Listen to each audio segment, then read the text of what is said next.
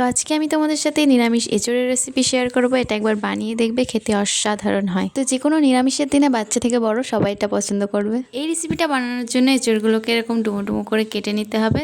তারপর প্রেসার কুকারে 4টে সিটি দিয়ে ভালো করে সিদ্ধ করে নিতে হবে। তো এইদিকে আমার এঁচোড় সিদ্ধ করা হয়ে গেছে। এবার আমি একটা মশলা বানিয়ে নেব। আদা, জিরে আর শুকনো লঙ্কার একটা পেস্ট বানিয়েছি, আর এদিকে সেদ্ধ করে রাখা আলু কেটে নিয়েছি আর লঙ্কা চিড়ে নিয়েছি। এরপর কড়াইতে পরিমাণ মতো তেল গরম করে নেব। তারপর এর মধ্যে দিয়ে দেব 2টো শুকনো লঙ্কা আর দেব 2টো তেজপাতা। এরপর দেব জিরে আর দেব আগে থেকে চিড়ে রাখা কাঁচা লঙ্কা। এবার এটাকে একটু ভালো করে ভাজা ভাজা করে এর মধ্যে সামান্য চিনি আর একটু হলুদ দিয়ে দেব। তারপরে পেস্ট করে রাখা মশলাটাও দিয়ে দেবো। তারপর মশলাটাকে তেল ছাড়া পর্যন্ত কষাতে হবে। কষানো হয়ে গেলে আগে থেকে সেদ্ধ করে রাখা আলুগুলো দিয়ে দেবো আর কালারের জন্য আরেকটু হলুদ দেব। তো এটাকে ভালো করে নাড়িয়ে চাড়িয়ে নিতে হবে।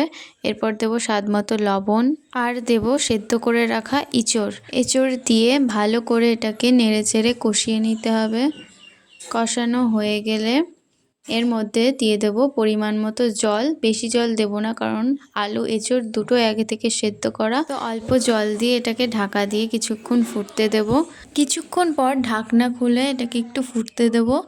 একটু ফোটার পর দেব এর মধ্যে সামান্য ঘি আর দেব গরম মশলার গুঁড়ো। যেহেতু এটা নিরামিষ তরকারি, তাই এইগুলো দেওয়া কোনোভাবেই স্কিপ করা যাবে না।